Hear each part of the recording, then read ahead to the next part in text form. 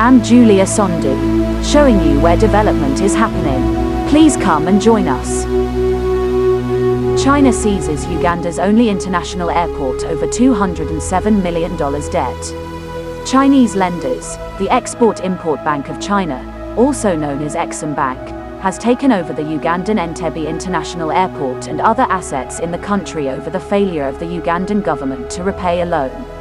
This came despite reports that President Yoweri Museveni had sent a delegation to Beijing for a renegotiation with the Chinese government over toxic clauses that exposed the East African country. The Museveni-led Ugandan government had on November 17, 2015, signed an agreement with Exim Bank to borrow $207 million at 2% upon disbursement. The loan had a maturity period of 20 years, including a 7-year grace period. But it had now appeared that the transaction signed with the Chinese lenders practically means Uganda surrendered its most prominent and only international airport. The Uganda Civil Aviation Authority, UCAA, revealed some provisions in the financing agreement with China that exposed Entebbe International Airport and other Ugandan assets to be attached and taken over by Chinese lenders upon negotiation in Beijing. Uganda, however, sought to renegotiate the deal, but the latest visits and pleas to alter the original terms with Chinese authorities were declined.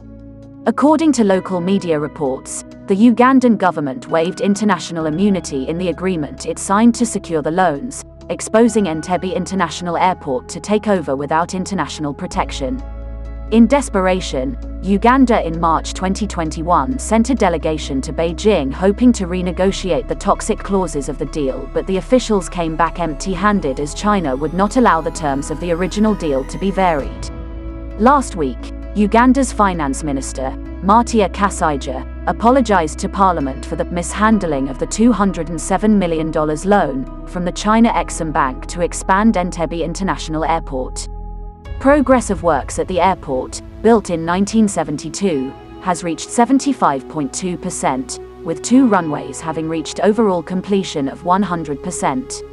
Entebbe International Airport is Uganda's only international airport and handles over 1.9 million passengers per year.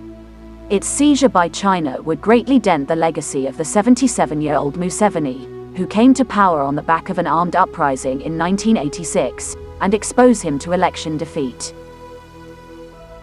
Relations between Uganda and the People's Republic of China were established in 1962. Trade between the two nations totaled over $1 billion in 2017.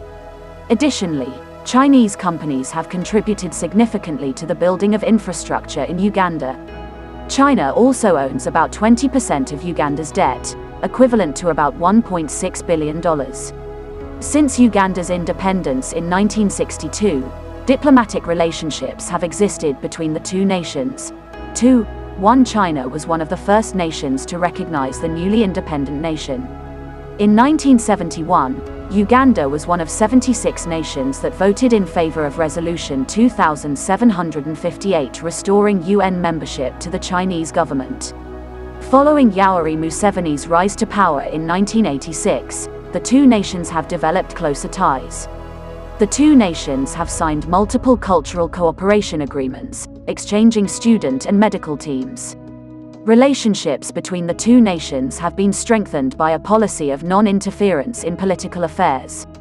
Following the passage of the Uganda Anti-Homosexuality Act, 2014, Western criticism of the Ugandan government and Museveni's presidency increased. Many nations withdrew economic aid and support. China's policy of political non-involvement allowed him to take on the role of supplying aid and infrastructure to Uganda. As of 2021, the Ugandan ambassador to China is Crispus Kayonga. The Chinese ambassador to Uganda is Zheng Zhuchang. Trade between China and Uganda has also increased under Museveni's presidency. Even within the last 10 years, the amount of trade between the two nations has more than quadrupled, from around $230 million in 2008 to over $1 billion in 2018. The majority of this trade is Chinese exports to Uganda, which account for about $850 million in trade. China's largest exports are machinery and electrical equipment. Uganda's major exports to China include many raw goods such as hides, oils, and seeds.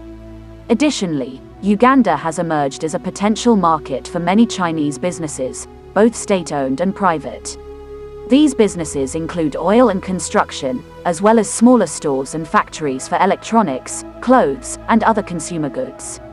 China and Chinese companies have also contributed to many infrastructure projects in Uganda. Chinese construction companies have won contracts for many major infrastructure projects, such as the Mandela National Stadium and the country's largest hydroelectric dam at Karuma Falls. More recently, Chinese companies are in charge of the construction of an express highway connecting the major city of Entebbe to the capital, Kampala. The Ugandan government also utilizes Chinese technology for small and large-scale agribusiness projects, with over 40 Chinese agricultural scientists having taken part in planning these projects in Uganda since 2012. China also supports infrastructure within Uganda through loans. Uganda currently has $1.6 billion in loans to China. These loans largely finance major infrastructure projects.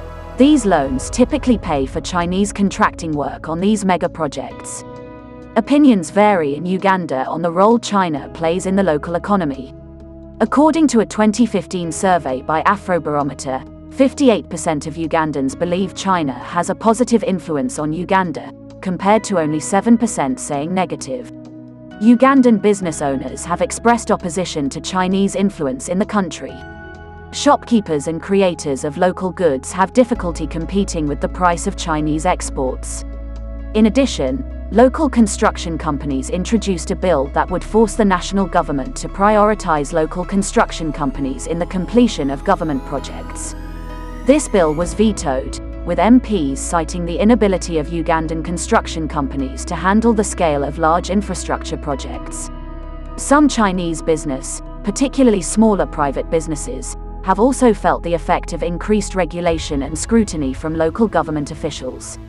Research on relations between the two nations and cultures found that the major sources of animosity between the two nations include China's state capitalism model and Ugandans' experiences with Chinese shopkeepers and employers who may harbor racial bias.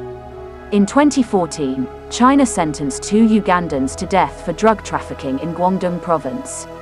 Although the Ugandan government claimed that the incidents did not impact diplomatic relationships between the two nations, many Ugandan citizens and MPs were angered by the perceived violation of sovereignty and human rights.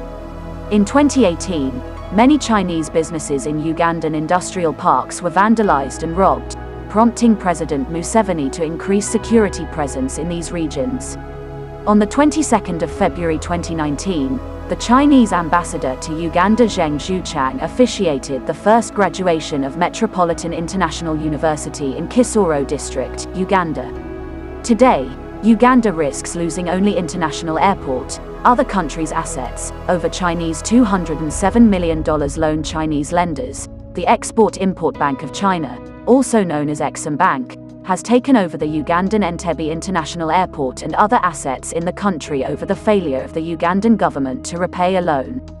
This came despite reports that President Yoweri Museveni had sent a delegation to Beijing for a renegotiation with the Chinese government over toxic clauses that exposed the East African country, but they returned back empty-handed. China's controversial charity to African countries is beginning to backfire, with Uganda being the second scapegoat after Zimbabwe.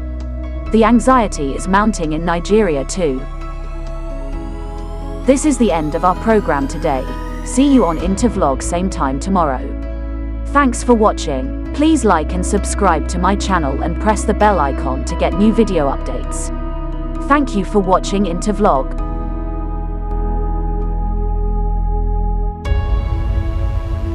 Thank you.